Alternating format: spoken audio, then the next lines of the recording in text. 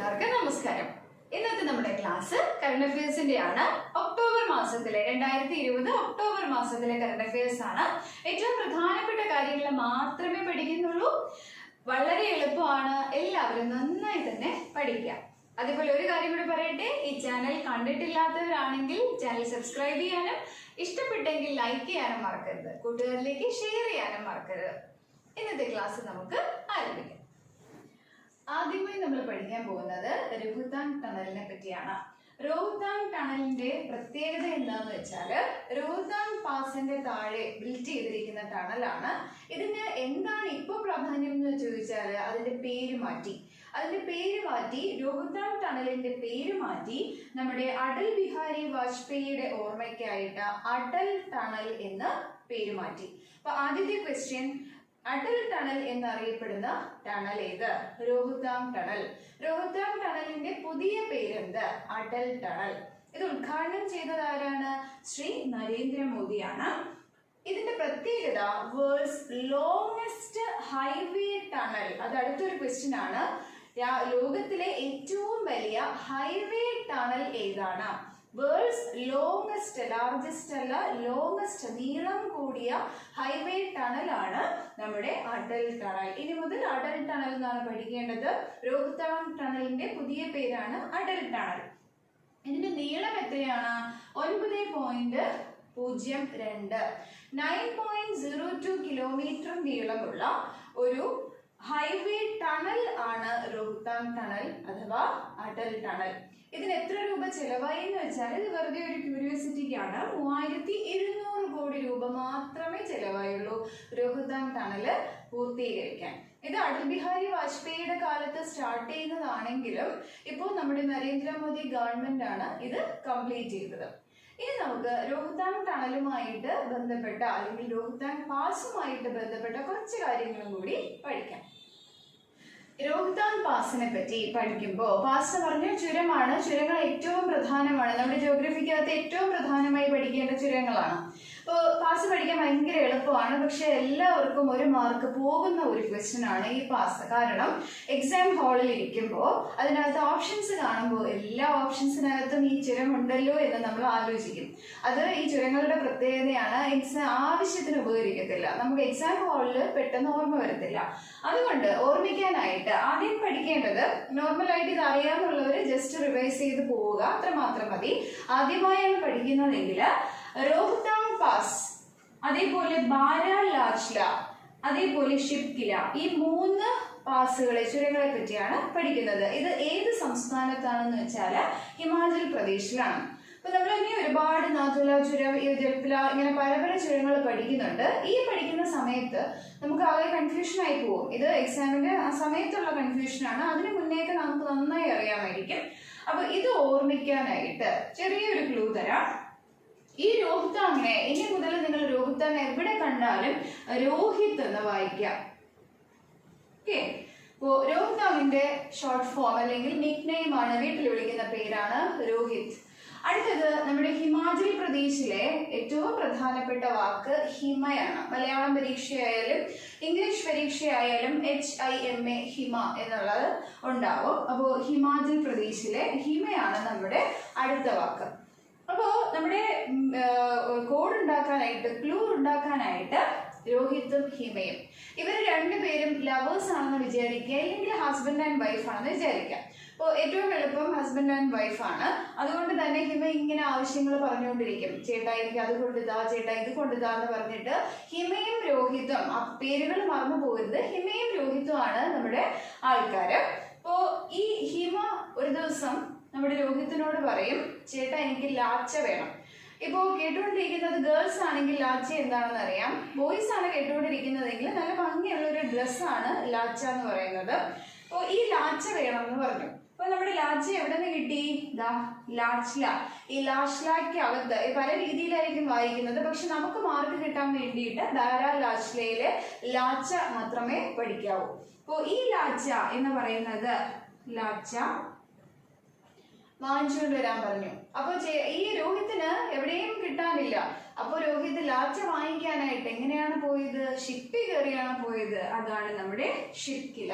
അപ്പൊ ഷിപ്പിൽ കയറി രോഹിത് രോഹിത് ഹിമയ്ക്ക് ലാച്ച വാങ്ങിക്കാൻ വേണ്ടി പോയി. ഓക്കെ, അപ്പൊ നമ്മുടെ ആൾക്കാര് രോഹിത്തും ഹിമയും ആണ്. ഈ ഹിമ കേൾക്കുമ്പോൾ തന്നെ ലാച്ചയെ ഓർമ്മ വരണം. ലാച്ച വാങ്ങിക്കാൻ വേണ്ടി പാവം രോഹിത്ത് ഷിപ്പിൽ കയറിയാണ് പോയതെന്ന് കൂടി ഓർമ്മിക്കാം. അപ്പൊ ഇനി ഓർമ്മ വരും. രോഹിതാന്ന് കേൾക്കുമ്പോൾ അതിൽ നിന്ന് രോഹിത് എടുക്കണം, ആൻസറിന്റെ ഓപ്ഷൻസിനകത്ത് നിന്ന് ഹിമയും എടുക്കണം. അടുത്തത് ബാര ലാസ്ല എന്ന് കേൾക്കുമ്പോൾ തന്നെ ഹിമയുടെ ലാച്ചയാണ്, അപ്പോൾ ആ ലാച്ച വെച്ചിട്ട് ഹിമാചൽ പ്രദേശ് ഓർമ്മ വരും. അടുത്തത് ഷിപ്കില. ഷിപ്കിലക്കകത്തുള്ള ഷിപ്പ് ഉണ്ട്, ഹിമയ്ക്ക് ലാച്ച വാങ്ങിക്കാൻ വേണ്ടി ഷിപ്പിലാണ് പോയത്, അങ്ങനെ നമുക്ക് ഹിമാചൽ പ്രദേശ് ഓർമ്മ വരും. ഇങ്ങനെയൊക്കെ നമുക്ക് ചുരങ്ങളെ ഓർമ്മിക്കാൻ പറ്റുള്ളൂ. നന്നായി ഓർമ്മിക്കാൻ പറ്റുന്ന ആൾക്കാരാണെങ്കിൽ ഇത് തന്നെ പഠിക്കുക. തീരെ നല്ല മറവിയുള്ള ആൾക്കാരാണെങ്കിൽ ഇങ്ങനെ കോഡ് വെച്ചിട്ട് പഠിക്കാം. ഇനിയുള്ളത് 12th ബ്രിക്സ് സമ്മിറ്റിനെ പറ്റിയാണ്. ഈ ബ്രിക്സ് എന്ന് പറയുന്ന ബ്രിക്സ് ഉച്ചകോടി വളരെ പ്രധാനപ്പെട്ട PSC ഇഷ്ടപ്പെട്ട ഒരു ക്വസ്റ്റ്യൻ ആണ്. ബ്രിക്സ് ഉച്ചകോടി, ഈ ബ്രിക്സിനകത്ത് കുറേ വാക്കുകൾ ഒളിഞ്ഞിരിപ്പുണ്ട്. ബ്രിക്സ് ഉച്ചകോടിക്കകത്ത് ഏതൊക്കെ രാജ്യങ്ങളാണ് ഉൾപ്പെട്ടിരിക്കുന്നത്, ഏതൊക്കെ രാജ്യങ്ങളാണ് ബ്രിക്സ് ഉച്ചകോടിക്കകത്ത് പങ്കെടുക്കുന്നത്? ഓർമ്മിക്കാൻ വളരെ എളുപ്പമാണ്. ബ്രിക്സിന്റെ B for Brazil, R for Russia, I for India, C for China and S for south Africa. ഇത്രയേ ഉള്ളൂ. ബ്രിക്സിന്റെ ഓരോ രാജ്യങ്ങളും പഠിച്ചു. ബ്രസീൽ ഉണ്ട്, റഷ്യ ഉണ്ട്, ഇന്ത്യയുണ്ട്, ചൈനയുണ്ട്, സൗത്ത് ആഫ്രിക്കയുണ്ട്. ഈ ഇത്രയും പേര് പഠിക്കുമ്പോൾ ഇതിനകത്ത് പങ്കെടുക്കുന്ന ആൾക്കാരെ കൂടെ പഠിക്കണം. എല്ലാ രാജ്യത്തിന്റെയും പ്രസിഡന്റ് ആണ് പങ്കെടുക്കുന്നത്. പക്ഷെ നമ്മുടെ ഇന്ത്യയെ മാത്രം പ്രതിനിധീകരിച്ചത് പ്രധാനമന്ത്രി നരേന്ദ്രമോദിയാണ്. ഈ പ്രാവശ്യത്തെ അത് കഴിഞ്ഞിട്ടില്ല. 12ാമത്തെ ഉച്ചകോടി കഴിഞ്ഞിട്ടില്ല. ജൂണിൽ നടക്കേണ്ടതായിരുന്നു, പക്ഷെ കോവിഡ് കാരണം അത് ഇൻഡെഫിനിറ്റ് ആയിട്ട് നീട്ടിവെച്ചു. ഇനി എന്നാണ് നടക്കുന്നത് എന്നുള്ള ഡേറ്റ്സ് ഒന്നും വന്നിട്ടില്ല. അപ്പോ ക്വസ്റ്റ്യൻ ചോദിക്കുന്നത് 12ാമത്തെ ബ്രിക്സ് ഉച്ചകോടി നടക്കാനിരുന്ന സ്ഥലം, നടക്കാനിരുന്ന സ്ഥലം എന്ന് പറഞ്ഞാല് റഷ്യയാണ്. പക്ഷെ റഷ്യ മാത്രം പഠിച്ചാൽ പോരെ. 11ാമത്തെ ബ്രിക്സ് ഉച്ചകോടി നടന്നത് എവിടെയാണ്, അതും പഠിക്കണം. 11ാമത് നടന്നത് ബ്രസീലിലാണ്. അപ്പൊ ഇത് എങ്ങനെ ഓർമ്മിക്കാൻ പറ്റും? എക്സാം ഹാളിൽ നമുക്ക് എന്തായാലും ഓർമ്മിക്കണം ഇത് എത്രാമത്തെ ഉച്ചകോടിയാണ് നടന്നത് അല്ലെങ്കിൽ നടക്കാനുള്ളതെന്ന്. അപ്പോൾ അത് ഓർമ്മിക്കാനായിട്ട് വളരെ എളുപ്പമാണ്. ഈ ബ്രിക്സ് രാജ്യങ്ങളിൽ ഉച്ചകോടി നടക്കുന്നത് എങ്ങനെയാന്ന് വെച്ചാൽ ഓരോ വർഷവും ഓരോ രാജ്യങ്ങളിലായിരിക്കും. ഇപ്പൊ തുടങ്ങിയത് നമ്മുടെ ബ്രസീലിൽ തുടങ്ങി. ബ്രസീൽ 1, അതായത് 1ാമത്തെ ഉച്ചകോടി ബ്രസീൽ, 2 റഷ്യ, 3, 4, 5. അത് കഴിഞ്ഞ് വീണ്ടും റിപ്പീറ്റ് അടിച്ചു വരും. 6, 7, 8, 9, 10. ഇനി അടുത്തത് 11. 10 ഓൾറെഡി കഴിഞ്ഞു. അടുത്തത് 11, 12. വളരെ എളുപ്പമാണ്. ഇപ്പൊ നടക്കുന്നത് 12ാമത്തെയാണ്. 12ാമത്തേത് ഏത് രാജ്യത്തിലാണ് നടക്കുന്നത് എന്നുള്ളതിന്റെ ആൻസർ റഷ്യ. 11ാമത്തെ ബ്രിക്സ് ഉച്ചകോടി നടന്നത് ബ്രസീലാണ്. അപ്പൊ 11ാമത്തെ നടന്നത് 2019ലാണ്, 12ാമത്തേത് നടന്നതാണ് 2020. അപ്പൊ ഈ വർഷം നടക്കാനിരിക്കുന്നത് 2020 നടക്കാനിരിക്കുന്നത് 12ാമത്തെ ബ്രിക്സ് ഉച്ചകോടിയാണ്. ക്ലിയർ ആയി?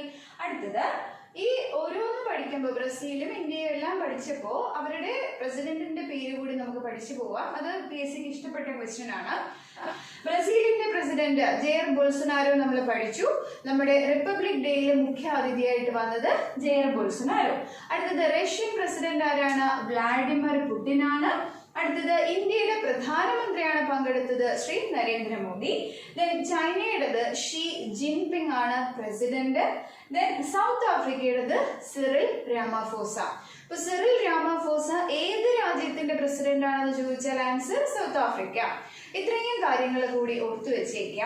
അതുകൂടാതെ എന്താണ് ഓരോ ബ്രിക്സ് സമ്മിറ്റ് നടക്കുമ്പോഴും ഉച്ചകോടി നടക്കുമ്പോഴും നമുക്കൊരു തീം ഉണ്ടാവും. അവ എന്തിനു വേണ്ടിയിട്ടാണ് ഈ ആൾക്കാരെല്ലാം കൂടി ഒരുമിച്ചിരുന്ന് സമ്മേളിക്കുന്നത് എന്നുള്ളത്. അതിനുള്ള ആൻസർ ആണ് ഈ 12ാമത്തെ ഉച്ചകോടിയുടെ തീം എന്ന് പറയുന്നത് BRICS partnership for global stability. കാണാൻ പറ്റുന്നില്ല എന്നുണ്ടെങ്കിൽ ഞാൻ വായിക്കുന്നത് ശ്രദ്ധിക്കുക.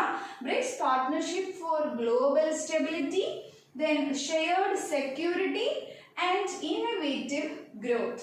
ഇതാണ് നമ്മുടെ തീം എന്ന് പറയുന്നത്. അപ്പോൾ ബ്രിക്സിന്റെ തീമിനകത്ത് global stability, then shared security, then innovative growth. ഇത്രയും കാര്യങ്ങൾക്ക് വേണ്ടിയിട്ടാണ് ഈ 12ാമത് ഉച്ചകോടിക്ക് വേണ്ടി അവർ സമ്മേളിക്കാനിരുന്നത്. കോവിഡ് കാരണം നടന്നില്ല. ഇത്രയും കാര്യങ്ങളും കൂടി ബ്രിക്സിനെ പറ്റി ആലോചിക്കുക. 12ാമത്തേതാണ് 2020. ക്വസ്റ്റ്യൻ പേപ്പറിനകത്ത് 2020 ബ്രിക്സ് ഉച്ചകോടി എത്രാമത്തേതായിരുന്നു, അല്ലെങ്കിൽ 12ാമത്തെ ബ്രിക്സ് ഉച്ചകോടി നടന്ന രാജ്യം ഏതാണ്? 12ാമത്തെ നടന്നത് റഷ്യയിലെ സെന്റ് പീറ്റേഴ്സ്ബർഗിലാണ് 12ാമത്തെ ഉച്ചകോടി നടക്കുന്നത്. പ്രൈം മിനിസ്റ്റർ നരേന്ദ്രമോദി അടുത്തത് ഗുജറാത്തിലെ കുറച്ച് പ്രോജക്ട്സ് ഉദ്ഘാടനം ചെയ്തു. പ്രൈം മിനിസ്റ്റർ നരേന്ദ്രമോദി ഗുജറാത്തിലെ 3 പ്രോജക്ട്സ് ആണ് ഉദ്ഘാടനം ചെയ്തത്. പ്രോജക്റ്റ് സ്റ്റാർട്ട് ചെയ്തിട്ടില്ല, കംപ്ലീറ്റ് ആയിട്ടില്ല, പക്ഷെ പ്രോജക്റ്റ് ഉദ്ഘാടനം ചെയ്തു. 3 കൃഷിയുമായി ബന്ധപ്പെട്ടത്, ആരോഗ്യവുമായി ബന്ധപ്പെട്ടത്, വിനോദസഞ്ചാരവുമായി ബന്ധപ്പെട്ടത്. അതായത് ഫാമേഴ്സുമായിട്ട്, പിന്നെ ഹെൽത്തുമായിട്ട്, പിന്നീട് ടൂറിസവുമായിട്ട് ബന്ധപ്പെട്ട 3 പ്രോജക്ട്സ്. ഇതിലെ ആദ്യത്തേത് ഫാർമേഴ്സിനെ സഹായിക്കാനായിട്ട് കിസാൻ സൂര്യോദയ യോജന. കിസാൻ സൂര്യോദയ യോജന എന്ന് പറയുന്നത് എവിടെയാണ് ഉദ്ഘാടനം ചെയ്തത്? ഗുജറാത്തിലാണ്. നരേന്ദ്രമോദി ഉദ്ഘാടനം ചെയ്ത പദ്ധതിയാണ് കിസാൻ സൂര്യോദയ യോജന. ഈ സൂര്യോദയ യോജന എന്ന് പറഞ്ഞാൽ കർഷകര് രാവിലെ സൂര്യൻ ഉദിക്കുന്നത് മുതൽ അസ്തമിക്കുന്നത് വരെയും കൃഷിയും പാടത്ത് ഇറങ്ങി വെള്ളം നനയ്ക്കും, അങ്ങനെ എല്ലാ കാര്യങ്ങളും ചെയ്തുകൊണ്ടിരിക്കും. ഇതില് ജലസേചനത്തിനായിട്ട് പവർ സപ്ലൈ കൊടുക്കാനായിട്ട് ഫ്രീ ആയിട്ട് പവർ സപ്ലൈ എത്ര മണി മുതൽ? രാവിലെ 5 മണി മുതൽ, സൂര്യൻ ഉദിക്കുന്നത് മുതൽ രാത്രി ആവുന്നത് വരെ 9 മണി വരെ, രാത്രി 9 മണി വരെ ജലസേചനത്തിനുള്ള പവർ സപ്ലൈ ഫ്രീ ആയിട്ട് കൊടുക്കാനുള്ള പദ്ധതിയാണ് കിസാൻ സൂര്യോദയ യോജന. അടുത്തത് ആരോഗ്യരംഗത്ത് ഒരു ഇന്ത്യയുടെ ബിഗ്ഗസ്റ്റ് കാർഡിയാക് ഹോസ്പിറ്റൽ ഉദ്ഘാടനം ചെയ്തു. അതായത് ഹൃദ്രോഗവുമായിട്ട് ബന്ധപ്പെട്ടിട്ടുള്ള ഒരു വലിയ ആശുപത്രി, ഇന്ത്യയുടെ തന്നെ ബിഗ്ഗസ്റ്റ് കാർഡിയാക് ഹോസ്പിറ്റൽ ആണ്. എവിടെയാണ് ഉദ്ഘാടനം ചെയ്തത്? അഹമ്മദാബാദിലാണ്. അഹമ്മദാബാദിലാണ് ഇന്ത്യയുടെ ബിഗ്ഗസ്റ്റ് കാർഡിയാക് ഹോസ്പിറ്റൽ ഉദ്ഘാടനം ചെയ്തത്. ഇതും ഗുജറാത്തിലായിരുന്നു. അടുത്തത് വിനോദസഞ്ചാരം. വിനോദസഞ്ചാരികളെ ആകർഷിക്കാനായിട്ട് അവിടെ ഒരു പുതിയ rope way, world's longest temple rope way, ഈ പിൽഗ്രിമേജ്, അതായത് നമ്മുടെ അമ്പലങ്ങളിലേക്ക് പോകാനായിട്ട് ഉള്ള rope way, temple rope way ഉദ്ഘാടനം ചെയ്തത് എവിടെയാണ്? ഗിർനാർ എന്ന് പറയുന്ന സ്ഥലത്ത്, ജുനഗഡിലെ ഗിർനാർ എന്ന് പറയുന്ന സ്ഥലത്താണ് വേൾഡിലെ ലോങ്സ്റ്റ്, നീളം കൂടിയതാണ്, longest temple rope way. Okay, ടെമ്പിളിലേക്ക് പോകാനുള്ള റോപ്പ് വേ ആണ്. ഈ റോപ്പ് വേ വെറുതെ റോപ്പ് വെച്ച് ഉണ്ടാക്കുകയല്ല, 1000 ആൾക്കാർ 1 മണിക്കൂറിൽ 1000 പാസഞ്ചേഴ്സിന് പോകാൻ പറ്റുന്ന രീതിയിലുള്ള റോപ്പ് വേ ആണ് ഉണ്ടാക്കിയത്. അതാണ് ഈ 3 പദ്ധതികളാണ് ഈ ഒക്ടോബർ മാസത്തിൽ, ഒക്ടോബർ 2020 പ്രധാനമന്ത്രി ഉദ്ഘാടനം ചെയ്തത്. ഈ 3 എവിടെയാണ്? ഗുജറാത്തില്. അപ്പോ ചോദിക്കുന്ന ക്വസ്റ്റ്യൻ, കിസാൻ സൂര്യോദയ യോജന എന്തിനു വേണ്ടിയിട്ടാണ് കർഷകർക്ക് വെള്ളം നനയ്ക്കാൻ, ജലസേചനത്തിനായിട്ടുള്ള പവർ സപ്ലൈ കൊടുക്കുന്നതാണ്. രാവിലെ മുതൽ രാത്രിയാവുന്നത് വരെ, സൂര്യോദയം മുതൽ സൂര്യൻ അസ്തമിക്കുന്നത് വരെ. അടുത്തത് ആരോഗ്യ രംഗത്ത് എന്താണ്? ഇന്ത്യയിലെ തന്നെ ബിഗ്ഗസ്റ്റ് കാർഡിയാക് ഹോസ്പിറ്റൽ ഉദ്ഘാടനം ചെയ്തത് അഹമ്മദാബാദില്. അടുത്തത് വിനോദസഞ്ചാരികളെ ആകർഷിക്കാനായിട്ട് വേൾഡിലെ തന്നെ ലോങ്സ്റ്റ് ടെമ്പിൾ റോപ്പ് വേ കൊണ്ടുവന്നത് എവിടെയാ? ഗിർനാർ, ജുനഗഡിലെ ഗിർനാർ എന്ന് പറയുന്ന സ്ഥലത്താണ്. ഇത്രയും കാര്യങ്ങളും കൂടി ഓർമ്മിച്ചു വെക്കാം. അടുത്തത് 2 പ്രധാനപ്പെട്ട പോയിന്റ്സ് ആണ്. ഒക്ടോബറിൽ നടന്ന പ്രധാനപ്പെട്ട കറണ്ട് അഫെയർ ആണ്. No mask no service policy ഏത് രാജ്യം കൊണ്ടുവന്നതാണ്? നമ്മുടെ COVID-19 ബന്ധപ്പെട്ട് മാസ്ക് ഇല്ലാത്തവർക്ക് യാതൊരുവിധ സർവീസും ഒരു ഓഫീസിൽ നിന്നും കിട്ടില്ല, ഒരു ഗവൺമെന്റ് ഓഫീസിൽ നിന്നും കിട്ടില്ല എന്നുള്ള പോളിസിയാണ് no mask no service policy. ഇത് ഏത് രാജ്യമാണ് കൊണ്ടുവന്ന രാജ്യം ബംഗ്ലാദേശ് ആണ്. ബംഗ്ലാദേശിനെ പറ്റി പഠിക്കുമ്പോൾ ഒരു കാര്യം കൂടി പഠിക്കാം. ബംഗ്ലാദേശിന്റെ പ്രധാനമന്ത്രി ആരാണ്? ഷെയ്ഖ് ഹസീന. ഈ 2 കാര്യങ്ങൾ, ഷെയ്ഖ് ഹസീന തന്നെയാണ് ഈ ഒരു പോളിസി കൊണ്ടുവന്നത്. അപ്പോൾ ഷെയ്ഖ് ഹസീന ബംഗ്ലാദേശിന്റെ പ്രധാനമന്ത്രിയാണ്. നമ്മുടെ പോളിസിയുടെ പേരെന്താണ്? No mask no service. അത് ഏത് രാജ്യമാണ് ഇംപ്ലിമെന്റ് ചെയ്തത്? ബംഗ്ലാദേശ് ആണ് ഇംപ്ലിമെന്റ് ചെയ്തത്. COVID-19 റിലേറ്റ് ചെയ്തിട്ടുള്ള ക്വസ്റ്റ്യൻ. അടുത്തത് വളരെ പ്രധാനപ്പെട്ട ഇന്ത്യൻ ആർമിയുടെ ഒരു കണ്ടെത്തലാണ് സായി എന്നുള്ളത്. സായി എന്നത് ഒരു മൊബൈൽ ആപ്പാണ്. മൊബൈൽ ആപ്പ് ആര് ഡെവലപ്പ് ചെയ്തതാണ്? Indian army. Indian army develop ചെയ്ത മൊബൈൽ ആപ്പാണ് സായി എന്ന് പറയുന്നത്. സായിയുടെ ഫുൾ ഫോം ആണ് പഠിക്കേണ്ടത്. നമ്മൾ സായി പഠിക്കും, ഇന്ത്യൻ ആർമിയാണ് ഡെവലപ്പ് ചെയ്ത മൊബൈൽ ആപ്പ് ആണെന്നും പഠിക്കും. പക്ഷേ സായിയുടെ ഫുൾ ഫോം വളരെ പ്രധാനമാണ്. Secure application. സെക്യൂർ ആപ്ലിക്കേഷൻ എന്ന് പറഞ്ഞാൽ എന്താ? വളരെയധികം സെക്യൂരിറ്റി കൊടുക്കുന്നത്. ഒരു ആൾക്കാരും അതിൽ നിന്ന് ഡേറ്റ ഒന്നും എടുത്തുകൊണ്ട് പോവില്ല. അങ്ങനെ സെക്യൂർ ആയിട്ട് നമുക്ക് voice message, text message, video ഇതെല്ലാം ട്രാൻസ്മിറ്റ് ചെയ്യാനായിട്ട്, ഒരാളിൽ നിന്ന് വേറൊരാളിലേക്ക് കൈമാറാനായിട്ട് ഉപയോഗിക്കുന്ന ആപ്ലിക്കേഷൻ ആണ് സായി എന്ന് പറയുന്നത്. സായിയുടെ ഫുൾ ഫോം ആണ് important. Secure application for the internet. ഈ വാക്കുകൾ മൂന്നും ഇമ്പോർട്ടൻ്റ് ആണ്. സെക്യൂർ ആൻഡ് ആപ്ലിക്കേഷൻ ആണെന്ന് നമുക്കറിയാം. അപ്പൊ സെക്യൂർ ആപ്ലിക്കേഷൻ ആണ്. എന്തിനാണ്? For the internet. അപ്പോൾ ഇന്റർനെറ്റിലേക്ക് വേണ്ടിയിട്ടുള്ള സെക്യൂർ ആപ്ലിക്കേഷന്റെ പേര് സായി. ഡെവലപ്പ് ചെയ്തത് ആർക്ക് വേണ്ടിയാണ്? Indian army. ഇന്ത്യൻ ആർമിയുടെ മൊബൈൽ ആപ്പാണ് സായി. ഇത് എങ്ങനെയാണ് ഫംഗ്ഷൻ ചെയ്യുന്നത്? നമുക്കറിയാവുന്ന ടെലിഗ്രാം, വാട്സാപ്പ് പോലെ തന്നെ നമുക്ക് വോയിസും ടെക്സ്റ്റ് മെസ്സേജസും വീഡിയോയും എല്ലാം പാസ് ചെയ്ത് കൊടുക്കാനായിട്ട് ഉപയോഗിക്കുന്ന ആപ്പാണ് സായി. ഇത്രയും നേരം നമ്മൾ ഇന്റർനാഷണൽ ഇവന്റ്സ് പഠിച്ചു, നാഷണൽ ഇവന്റ്സ് പഠിച്ചു. ഇനി നമുക്ക് കേരളത്തിലേക്ക് വരാം. കേരളത്തില്, അതും നമ്മുടെ തിരുവനന്തപുരം ജില്ലയിലെ 2 പ്രധാനപ്പെട്ട സ്ഥലങ്ങൾക്ക് ഈ ഒക്ടോബർ മാസത്തില് 2 പുതിയ കാര്യങ്ങൾ സംഭവിച്ചു. അതിൽ ആദ്യത്തേത് വിഴിഞ്ഞം തുറമുഖമാണ്. നമ്മുടെ തിരുവനന്തപുരം ജില്ലയിലുള്ള തുറമുഖം വിഴിഞ്ഞം തുറമുഖം. ഈ വിഴിഞ്ഞം തുറമുഖത്തിന് ഒരു പദവി കിട്ടിയതാണ് international crew change and bunkering hub. Crew change എന്ന് പറഞ്ഞാൽ അതിനകത്തുള്ള സെയിലേഴ്സിന് പുറത്തേക്ക് ഇറങ്ങുക, അതായത് മാറി പുതിയ ആൾക്കാർ അതിനകത്തേക്ക് കയറും. ഇപ്പൊ ഷിപ്പിനകത്ത് വർക്ക് ചെയ്യുന്ന ഓഫീസേഴ്സ് ഷിപ്പിൽ നിന്ന് പുറത്തേക്ക് അവരുടെ രാജ്യങ്ങളിലേക്ക് പോകാൻ വേണ്ടിയിട്ട് ക്രൂ പുറത്തേക്ക് ഇറങ്ങുക, അതേപോലെ തന്നെ പുതിയ ആൾക്കാർ കയറുക, അത് നടക്കുന്ന സ്ഥലം. അതേപോലെ ബങ്കറിംഗ് ഹബ്ബ്. ബങ്കറിംഗ് ഹബ്ബ് എന്ന് പറഞ്ഞാൽ വലിയ കാർഗോ ഷിപ്പെല്ലാം ഈ ഫ്യൂവൽ എല്ലാം അവിടെ ഡിസ്ചാർജ് ചെയ്തതിനു ശേഷം, അതായത് വേറെ ഷിപ്പിലേക്കോ അല്ലെങ്കിൽ പുറത്തേക്ക് എല്ലാം കൊടുത്തതിന് ശേഷം അവർക്ക് ഓടിക്കാനുള്ള ഫ്യൂവൽ എടുക്കുന്ന കുഞ്ഞു കുഞ്ഞു ഷിപ്പുകൾ ഉണ്ടാവും, ബാർജുകൾ ഉണ്ടാവും. അപ്പൊ അതിൽ നിന്ന് ഫ്യൂവൽ എടുക്കാനുള്ള ഒരു പ്രോസസ്സാണ് ഈ ബങ്കറിംഗ് എന്ന് പറയുന്നത്. അപ്പൊ ഈ ബങ്കറിംഗ് നടത്താനും ക്രൂ ചേഞ്ച് നടത്താനും എവിടെ പറ്റും? വിഴിഞ്ഞത്ത് പറ്റും. അപ്പൊ വിഴിഞ്ഞത്തിന് കിട്ടിയത് international crew change and bunkering hub എന്ന പദവി കിട്ടിയ കേരളത്തിലെ തുറമുഖമാണ് വിഴിഞ്ഞം. അപ്പൊ വിഴിഞ്ഞം വളരെ ഇമ്പോർട്ടന്റ് ആണ്. ഇങ്ങനെ ഒരു ക്വസ്റ്റ്യൻ ആണ്. International crew change and bunkering hub എന്ന പദവി ലഭിച്ച തുറമുഖം ഏത്? വിഴിഞ്ഞം തുറമുഖം. അടുത്തത് തിരുവനന്തപുരത്തെ തന്നെ വെള്ളറട എന്ന് പറയുന്ന ഒരു ആശുപത്രി. വെള്ളറട എന്ന് പറയുന്ന സ്ഥലത്തെ ആശുപത്രി വെള്ളറട സാമൂഹിക ആരോഗ്യ കേന്ദ്രം. ഇതിന്റെ പ്രത്യേകത എന്താന്ന് വെച്ചാൽ, നമ്മുടെ കേരള ഗവൺമെന്റ് എന്റെ ക്ഷയരോഗമുക്ത കേരളം എന്ന് പറയുന്ന ഒരു പദ്ധതിയുണ്ട്. എന്റെ ക്ഷയരോഗമുക്ത കേരളം, അതായത് ആൾക്കാർക്ക് ആർക്കും തന്നെ ക്ഷയരോഗം വരാതിരിക്കാൻ അല്ലെങ്കിൽ വന്നു കഴിഞ്ഞാൽ ചികിത്സിച്ച് ഭേദമാക്കാനുള്ള പദ്ധതി. അപ്പൊ എന്റെ ക്ഷയരോഗമുക്ത കേരളം പദ്ധതിയുടെ ഭാഗമായിട്ട് ഒരു പുരസ്കാരം കൊടുക്കുന്നുണ്ട്. ആ പുരസ്കാരമാണ് അക്ഷയ കേരളം പുരസ്കാരം. അപ്പോൾ അതിന്റെ ആദ്യത്തെ പുരസ്കാരം കിട്ടിയത് ഏത് സാമൂഹിക കേന്ദ്രത്തിനാണ്? ആരോഗ്യ കേന്ദ്രത്തിനാണ്. വെള്ളറട സാമൂഹിക ആരോഗ്യ കേന്ദ്രം. വെള്ളറട ഹോസ്പിറ്റലിന് കിട്ടിയത് എന്താണ്? അക്ഷയ കേരളം പുരസ്കാരം. എന്ത് പദ്ധതിയുടെ ഭാഗമായിട്ടാണ്? എന്റെ ക്ഷയരോഗ മുക്ത കേരളം പദ്ധതിയുടെ ഭാഗമായിട്ട് അക്ഷയ കേരള പുരസ്കാരം കിട്ടിയത് വെള്ളറട സാമൂഹിക ആരോഗ്യ കേന്ദ്രം. ഇനി നമുക്ക് 2-3 പോയിന്റ്സും കൂടി, ഇമ്പോർട്ടന്റ് പോയിന്റ്സും കൂടി പഠിച്ചിട്ട് നിർത്താം. ആദ്യത്തേത് റഷ്യയുടെ COVID-19 വാക്സിൻ. ഇത് പേപ്പറിലെല്ലാം നിങ്ങൾ വായിച്ചിട്ടുണ്ടാവും. ആദ്യമായിട്ട് വന്നത് സ്പുട്നിക് വി അല്ലെങ്കിൽ സ്പുട്നിക് 5. ഈ വാക്സിൻ ആയിരുന്നു COVID-19 ബന്ധപ്പെട്ട് റഷ്യയുടെ ആദ്യത്തെ വാക്സിൻ.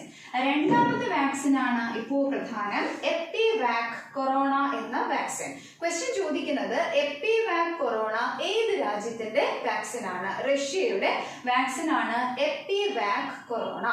സ്പുട്നിക് 5 അല്ലെങ്കിൽ സ്പുട്നിക് വി ആണെങ്കിൽ വാക്സിൻ. സ്പുട്നിക് 5, ഈ സ്പുട്നിക് 5 വാക്സിനും റഷ്യയുടെ വാക്സിൻ ആണ്. അടുത്തത് ഇന്ത്യയിൽ നടന്ന ഒരു ഇവന്റ് ആണ്. 75 രൂപ നാണയം പ്രധാനമന്ത്രി നരേന്ദ്രമോദി ഉദ്ഘാടനം ചെയ്തു, അതായത് പുറത്തിറക്കി. ഈ 75 രൂപ നാണയം എന്തുമായി ബന്ധപ്പെട്ട് പുറത്തിറക്കിയതാണ്? 75ാമത്തെ anniversary of food and agricultural organisation, അതായത് ഡിപ്പാർട്ട്മെന്റ്, ഫുഡ് ആൻഡ് അഗ്രികൾച്ചറൽ ഡിപ്പാർട്ട്മെന്റിന്റെ 75ാമത്തെ വാർഷികവുമായി ബന്ധപ്പെട്ട് ഇറക്കിയതാണ് 75 രൂപ നാണയം. ഇത് അത്രയും വളരെ ഇമ്പോർട്ടന്റ് ആയിട്ടുള്ള ടോപ്പിക് അല്ല, പക്ഷേ 75 രൂപ നാണയം എന്ന് പറയുന്ന ഒരു നാണയം ഉണ്ട്, അത് അറിഞ്ഞിരിക്കുക. 75 രൂപ നാണയം 75ാമത്തെ ആനിവേഴ്സറി ഫുഡ് ആൻഡ് അഗ്രികൾച്ചറൽ ഓർഗനൈസേഷന്റെ 75ാമത്തെ ആനിവേഴ്സറി അനുബന്ധിച്ച് പ്രധാനമന്ത്രി പുറത്തിറക്കി. അടുത്തത് സ്ലിനെക്സ് എന്ന് പറയുന്നത് ഇന്ത്യൻ നേവിയുടെയും ശ്രീലങ്കൻ നേവിയുടെയും സംയുക്തമായിട്ടുള്ള ഒരു നാവിക അഭ്യാസമാണ്, മാരിടൈം എക്സസൈസ് ആണ് സ്ലിനെക്സ്. നമുക്ക് എല്ലാവർക്കും അറിയാം. ഇതെങ്ങനെയാണ് സ്ലിനെക്സ് ഏതൊക്കെ രാജ്യങ്ങൾ തമ്മിലാണ് എന്ന് ആദ്യമായി പഠിക്കുന്നവരാണെങ്കിൽ അറിയില്ല. എങ്ങനെയാണെന്ന് വെച്ചാൽ SL for Sri Lanka and IN for India. Exam ഹാളിൽ ഇരുന്നുകൊണ്ട് SL ശ്രീലങ്കയും ഇന്ത്യയും തമ്മിലുള്ള നാവിക അഭ്യാസം, മാരിടൈം എക്സസൈസ് ആണ് സ്ലിനെക്സ് എന്ന് പറയുന്നത്. ഈ സ്ലിനെക്സ് 8ാമത് സ്ലിനെക്സ് എക്സസൈസ് എവിടെ വെച്ചാണ് നടന്നത്? അതാണ് ഇമ്പോർട്ടന്റ്. ദാറ്റ് ഈസ് ട്രിങ്കോമാലി ശ്രീലങ്കയിലെ ട്രിങ്കോമാലി എന്ന് പറയുന്ന സ്ഥലത്താണ്. ഇത് വായിക്കുമ്പോൾ നമുക്കൊരു കോമാളി എന്ന് പറഞ്ഞിട്ടൊരു വാക്ക് ഇതിനകത്തുണ്ടാവും. അങ്ങനെയെങ്കിലും ആലോചിക്കുക, സ്ലിനെക്സ് നടന്നത് ഒരു കോമാളി വാക്കുള്ള ഒരു ഇതിനകത്താണ്, ഒരു സ്ഥലത്താണ്. അപ്പോൾ ട്രിങ്കോമാലി, ആ ട്രിങ്കോമാലി ശ്രീലങ്കയിലുള്ള ഒരു സ്ഥലമാണ്. അവിടെ വെച്ചാണ് സ്ലിനെക്സ് 8ാമത് മാരിടൈം എക്സസൈസ് നടന്നത്. അപ്പൊ ഇത്രയും കൂടിയേ പഠിക്കാനുള്ളൂ. നമുക്ക് കുറേയധികം കാര്യങ്ങൾ നമ്മൾ ഇന്ന് പഠിച്ചു. വീണ്ടും പഠിക്കാം, വളരെ എളുപ്പമാണ്, രസകരമായി പഠിക്കാം. നമുക്ക് ഒരുപാട് കാര്യങ്ങൾ പഠിക്കുമ്പോൾ പരീക്ഷ ആവുമ്പോഴേക്കും ഈ ഒരു സാധനം മാത്രമല്ല പഠിക്കാനുള്ളത്. നമ്മൾ ഒരുപാട് സബ്ജക്ട്സ് പഠിക്കുന്നുണ്ട്. അപ്പൊ അതിൻ്റെ ഇടയിൽ നമ്മൾ മറന്നുപോകും. അതുകൊണ്ട് തന്നെ നമ്മുടെ കയ്യിൽ ക്വസ്റ്റ്യൻ പേപ്പർ കിട്ടുമ്പോൾ ഈ ക്വസ്റ്റ്യൻ പേപ്പറിനകത്തുള്ള ആൻസറിനകത്തുനിന്ന് ഉത്തരം കണ്ടെത്താനായിട്ട് നോക്കുക. ഓപ്ഷൻസിൽ നമുക്ക് ആൻസേഴ്സ് തന്നേക്കും. അപ്പൊ ഈ ആൻസറിനകത്ത് നിന്നും നമുക്ക് ക്ലൂ ഓർമ്മിച്ചെടുക്കാൻ വേണ്ടിയിട്ട് നിങ്ങൾ അങ്ങനെ ട്രൈ ചെയ്ത് നോക്കുക. അല്ലാതെ ഒരുപാട് കാര്യങ്ങൾ പഠിക്കാനായിട്ട് നമുക്ക് സൂപ്പർ നാച്ചുറൽ പവർ ഒന്നും ഇല്ലല്ലോ. എല്ലാ ആൾക്കാർക്കും അങ്ങനെ പഠിക്കാൻ പറ്റണമെന്നില്ല. അപ്പോൾ അതുകൊണ്ട് ഓർമ്മക്കുറവുള്ളവര് ഈ ട്രിക്ക് അപ്ലൈ ചെയ്ത് നോക്കുക. ഉത്തരങ്ങളിൽ നിന്നും ആൻസേഴ്സ് കളക്ട് ചെയ്തെടുക്കുന്ന രീതിയിൽ, അതായത് ആ ചോദ്യങ്ങളിൽ തന്നെ ആൻസേഴ്സ് ഒളിഞ്ഞിരിപ്പുണ്ടാവും, ഓപ്ഷൻസിനകത്ത് തന്നെ ആൻസേഴ്സ് ഉണ്ടാവും. അപ്പോൾ ക്വസ്റ്റ്യനും ഓപ്ഷനും തമ്മിൽ കണക്ട് ചെയ്യാനായിട്ട് ഒരു ക്ലൂ മാത്രം ആലോചിച്ചെടുത്ത് വെച്ചാൽ മതി. അപ്പോൾ അത് ഒന്ന് ട്രൈ ചെയ്ത് നോക്കുക.